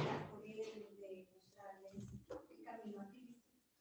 Y pues que también es un peligro aún para nosotros, no solo los incrédulos del mundo, o sea, de vanagloriarse mucho, sino aún nosotros que caer en orgullo, sino tenemos la mirada en el evangelio de Cristo. Sí, señora. El orgullo es parte de nuestra naturaleza pecaminosa y eso está en todos los seres humanos. No hay nadie que no esté afectado por el orgullo. Todas las personas tenemos que luchar con el orgullo todo el tiempo de nuestras vidas. El orgullo es parte de esa naturaleza pecaminosa, por eso hace parte de las cosas de este mundo, es una parte que caracteriza al mundo. El mundo se caracteriza mucho por el orgullo. Las personas llenas de pecado constantemente también son personas muy orgullosas, se les distingue. Cuando el pecado está dominando la vida de una persona, algo que tú vas a encontrar en la vida de esa persona es orgullo, porque es el orgullo lo que lo mantiene allí. El orgullo hace algo, la vanagloria de la vida, que es lo que estamos estudiando aquí, hace algo que es sumamente malo. Es no atribuirle el crédito que merece el Señor. Eso es lo peor que hace el orgullo. No atribuirle el crédito que solo merece el Señor. Entonces, nosotros como criaturas tenemos que atribuirle el crédito al Señor como su creación. Eso, el orgullo es el que mantiene a la gente allí, aunque la teoría de la evolución realmente ha sido desacreditada por muchos científicos. Hay muchos científicos, miren, hay muchos científicos en el área de la verdadera ciencia, porque hay una ciencia especulativa nomás, ¿sí? Como la que profesan los profesores en los colegios, que eso es una ciencia que no ha reflexionado en muchos casos. Pero ese orgullo, esa ciencia verdadera, hay muchos hombres que no son cristianos y abiertamente han mostrado por qué la teoría de la evolución no puede ser una creencia en la vida de las personas. Porque hay muchas cosas científicas que demuestran que esa creencia tiene muchos huecos que no coinciden. No hay un eslabón perdido, no hay muchas cosas. Hay que leer bastante acerca del tema para entender más allá, pero hay cosas muy fundamentales que podemos comprender y que nos ayudan. ¿Qué es lo que mantiene entonces a una persona en una posición, a pesar de que hay cosas que abiertamente, de gente idónea, de gente ilustrada que le está hablando, que no son cristianos, es decir, no están allí porque la gente dice, es que ustedes como son religiosos, ustedes, pero es que ustedes, nosotros no es que seamos religiosos, somos cristianos, los creyentes razonamos y pensamos, nos gusta el debate sin ofensa, sin agredirnos, nos gusta. Por eso muchos buenos debates se han planteado entre gente agnóstica, escéptica, ateos, con gente creyente. Y gente creyente que tiene respeto en la sociedad porque son también científicos, son creyentes y son científicos. Y ante esos debates, hace un tiempo vinieron aquí los hermanos de Answer en Genesis y fueron a la Universidad Javeriana y allá prestaron un salón para hacer un debate acerca de muchas cosas que planteaba Richard Dawkins, que es el ateo más famoso en los Estados Unidos. Y al final, bueno, ¿qué pasó? Mire, a lo único que puede apelar el ateo al final, si no acepta los razonamientos que se le dan, esa es su necedad. Y lo único que demuestra la necesidad en la vida del hombre es el orgullo que hay en él, que no le permite doblegarse, aceptar que está equivocado, que ha rechazado a un Dios que es la causa principal de todas las cosas sin que él mismo tenga una causa. Y que es la mejor explicación para todo lo que hay, para todo lo que existe. Entonces, el orgullo es esa apelación a la que nuestra naturaleza pecaminosa constantemente se adhiere, a la que el mundo constantemente promueve. La Biblia nos advierte de ese peligro, de que nuestro corazón se enorgullezca, porque inmediatamente el corazón se enorgullece, pasa lo inevitable. Miren lo que dice Deuteronomio capítulo 8. Ya terminamos con esta y otra cita y terminamos. Deuteronomio capítulo 8. Busquen por favor en sus Biblias. Deuteronomio capítulo 8, versículo, vamos a leer. Deuteronomio 8, 11. Vamos a leer Deuteronomio 8, 11 y vamos a leer hasta el 17. Bueno, vamos a leerlo hasta el 20. Deuteronomio 8, 11. Deuteronomio capítulo 8, versículo 11. Cuídate no olvidarte de Jehová tu Dios para cumplir sus mandamientos, sus decretos y sus estatutos que yo te ordeno hoy. No suceda que comas y te sacies y edifiques buenas casas en que habites, y tus vacas y tus ovejas se aumenten, y la plata y el oro se multipliquen, y todo lo que tuvieres se aumente, y se enorgullezca tu corazón, y te olvides de Jehová tu Dios, que te sacó de tierra de Egipto, de casa de servidumbre, que te hizo caminar por un desierto grande, espantoso, lleno de serpientes ardientes y de escorpiones y de sed, donde no había agua, y Él te sacó agua de la roca, del pedernal, que te sustentó con maná en el desierto, comida que tus padres no habían conocido, afligiéndote, probándote, para a la postre hacerte bien. Y digas en tu corazón, mi poder y la fuerza de mi mano me han traído esta riqueza. Sino acuérdate de Jehová tu Dios, porque Él te da el poder para hacer las riquezas a fin de confirmar su pacto que juró a tus padres como en este día. Mas si llegares a olvidarte de Jehová tu Dios y anduvieres en pos de dioses ajenos y les sirvieres y ellos te inclinares y a ellos te inclinares, yo lo afirmo hoy contra vosotros que de cierto pereceréis. Como las naciones que Jehová destruirá delante de vosotros, así pereceréis, por cuanto no habréis atendido a la voz de Jehová vuestro Dios. Es muy claro, ¿no? El orgullo te lleva a olvidarte de Dios. Y ese es el mundo, dígame, ¿sí, no? El mundo es un mundo que se ha olvidado de Dios, que tiene que dar cuentas. Los hombres están actuando como si no tuvieran que dar cuentas a nadie. Y es fácil aceptar una cosmovisión de vida que te haga sentir que no tienes que darle cuentas a nadie de tu vida. Ah, sí, no, ya mi papá, ya soy grande, ya mi papá y mi mamá no me tienen que pedir cuentas. Sí, claro. Mira, hay alguien que siempre le vas a tener que rendir cuentas. Gústete o no te guste. Te parezca o no te parezca. Creas o no creas en Él. Vas a tener que parar un día delante del Señor. Dale cuentas de toda tu vida. Y si tú permitiste que el orgullo de la vida, la vanagloria de la vida, te dirigiera y te quedara allí, vas a tener que oír con lamentación de tu parte las palabras del Señor: apartados de mí, hacedores de maldad. Porque no buscaste en Dios tu delicia, tu deleite, tu conocimiento, tu plenitud. Porque solamente el hombre se halla verdaderamente cuando se encuentra en Cristo, primero cuando se encuentra como un pecador perdido y ve en Cristo su salvación. Y allí conoce al verdadero Dios, ese Dios que nos ha mostrado su amor cuando Cristo vino a morir por nosotros. Y por último, 1 Corintios 4:7.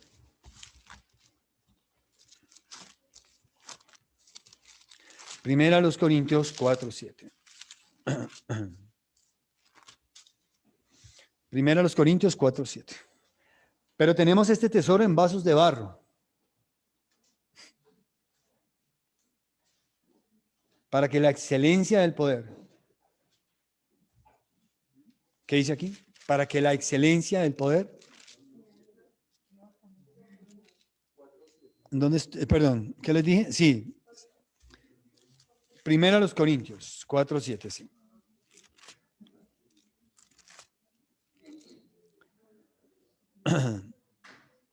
Leámoslo del versículo, miren, capítulo 3 de Primera a los Corintios. De manera que, no, capítulo 4. 4, sí, ya me estaba volviendo muchísimo. Momento. Versículo 1 de capítulo 4. Así pues, tengan los hombres por servidores de Cristo y administradores de los misterios de Dios. Ahora bien, se requiere que los administradores de cada uno se hallado fiel. Yo en muy poco tengo el ser juzgado por vosotros o por tribunal humano, y ni aún yo me juzgo a mí mismo. Porque aunque de nada tengo mala conciencia, no por eso soy justificado, pero el que me juzga es el Señor. Así que no juzguéis nada antes de tiempo, hasta que venga el Señor, el cual aclarará también lo oculto de las tinieblas y manifestará las intenciones de los corazones, y entonces cada uno recibirá su alabanza de Dios. Pero esto, hermanos, lo he presentado como ejemplo en mí y en Apolos, por amor de vosotros, para que nosotros aprendáis a no pensar más de lo que está escrito. No sea que por causa de uno os envanezcáis unos contra otros. Porque ¿quién te distingue? ¿O qué tienes que no hayas recibido? Y si lo recibiste, ¿por qué te glorías como si no lo hubieras recibido? Ya estáis saciados, ya estáis ricos, si nosotros reináis. Y ojalá reinaseis, para que nosotros reinásemos también juntamente con vosotros. Porque según pienso, Dios nos ha exhibido a nosotros, los apóstoles, como postreros, como sentenciados a muerte. Pues hemos llegado a ser espectáculo al mundo, a los ángeles y a los hombres. Nosotros somos insensatos por amor de Cristo, mas vosotros prudentes en Cristo. Nosotros débiles, mas vosotros fuertes. Vosotros honorables, mas nosotros despreciados. Hasta esta hora padecemos hambre, tenemos sed, estamos desnudos, somos abofeteados, no tenemos morada fija, nos fatigamos trabajando con nuestras propias manos, nos maldicen y bendecimos. Padecemos persecución y la soportamos. Nos difaman y rogamos y rogamos. Hemos venido a ser hasta ahora como la escoria del mundo, el desecho de todos. Todo esto Pablo está expresando a los corintios que la vida cristiana se expresa en términos relacionados con la humildad y no con la soberbia, ni la vanagloria, ni el orgullo de la vida. Que inclusive el orgullo que había en la iglesia de los corintios les estaba llevando a perder de vista lo que verdaderamente debían ellos reflejar como cristianos. Así que si alguien dice por ahí, yo sé que yo soy orgullosamente cristiano, pues ya dañó todo, porque no hay cristianos orgullosos.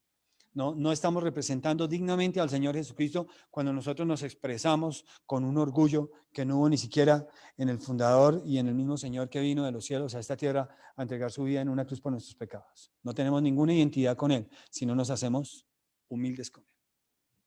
Señor, te damos gracias por habernos permitido escudriñar las Escrituras y revelarnos tú a través de ellas, Señor, cuánto debemos luchar con el carácter de este mundo, Señor, que constantemente está a nuestro alrededor y nos alienta, Señor, a persistir en los deseos de nuestra carne, en los deseos de nuestros ojos, esos deseos mentales, Señor, a los que todos de una u otra manera damos satisfacción constantemente, Señor, con lo que vemos, con lo que pensamos, con lo que anhelamos allá en lo profundo de nuestro ser, que no se exteriorizan siempre, Señor, pero que están allí. A esos deseos de la carne, Señor, que constantemente están representados en esos patrones de conducta, Señor, que distinguen a la gente de este mundo, pero que no hacen parte de nuestra vida. Y también, Señor, esa vanagloria de la vida que está identificado plenamente con el orgullo, Señor, con la sobradez, con esa autosuficiencia que el mundo profesa y proclama constantemente, Señor, y en la que muchos han sido promovidos y en los que muchos se sienten halagados, cuando verdaderamente, Señor, todo esto es descrédito para nosotros como cristianos. Ayúdenos a entender, Señor, que no perseguimos ninguna gloria y que no debemos buscar gloria alguna en este mundo, Señor, porque somos exactamente lo que el apóstol Pablo decía aquí a los corintios, que era él y Apolos, en comparación, Señor, a esas tendencias pecaminosas, a esas influencias del mundo que tratan de entrar a tu iglesia y de contaminarnos a nosotros como creyentes, Señor, y que empiezan a desdibujar la imagen de tu Hijo Jesucristo en nosotros. Perdónanos, Señor, a todos. Ayúdanos a luchar, Señor, con ser más humildes, Señor, sinceros, no solamente teniendo un conocimiento en la cabeza acerca de lo que es la humildad, sino realmente en la expresión de nuestras vidas, especialmente hacia aquellos que nos rodean, hacia aquellos que conocemos, Señor, hacia aquellos que son como nuestro círculo de influencia y que debemos alcanzar, Señor, de otra manera, Señor, si no es compartiéndoles el Evangelio, que debe ser la primera manera, de otra manera es con nuestras vidas humildes de servicio, así como las de Cristo Jesús, que dijo e hizo, porque Él no solamente habló del servicio, sino que Él mismo dijo que no ha venido para ser servido, sino para servir y dar su vida en rescate por muchos, Señor. Entonces, todo ese cristianismo que muchos han asimilado por tiempo, Señor, en la influencia que han tenido, Señor, en una enseñanza no bíblica, Señor, muy mundana, muy humana, muy parecida a las cosas de este mundo, Señor, muy tentadora, muy llena de placeres, de glorias y de privilegios, Señor, pero que no se parecen nada a la vida de nuestro Salvador y donde hemos perdido el rumbo, Señor. Te pedimos, Señor, que nos ayudes a poner nuestros ojos aquí en la palabra tuya, donde necesitamos, Señor, retomar nuestras vidas como creyentes, a donde necesitamos moldear todo en nuestro carácter y en nuestras formas de pensar, de ser, de desear, Señor, y en esa sobradez con la que muchas veces hablamos y nos jactamos de cosas, Señor. Perdónanos, Señor, por estas cosas. Gracias te doy, Señor, por esta mañana y por el tiempo que nos das. Tu bendición sea sobre todos nosotros en el nombre de Jesús. Amén. Bueno, mis hermanos, buenos días a todos. Vamos a tener un break, un tiempo de saludarnos.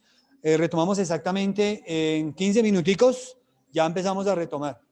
Entonces, para que, no sé, una cosa, hoy tenemos solamente un baño porque estamos haciendo unos arreglos y hay un baño clausurado. Entonces, para que demos prioridad, ¿de acuerdo? A las mujeres, a los niños, los hombres, cedamos el baño, el lugar a las damas, que nos podemos aguantar más fácilmente. Nos vemos exactamente en 15 minutos, mis hermanos.